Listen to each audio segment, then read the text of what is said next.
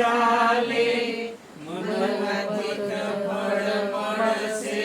રે ગુણ ગાવા તો ગુરુદેવ ગોવિંદના બીજું સૌ પદ હરવું રે પૂજન કરવું તો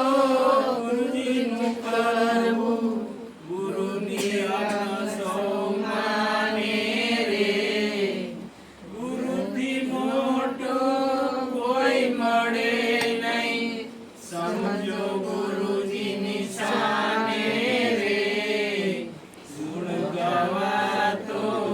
ગુરુદેવ ગોવિંદના બીજું સૌ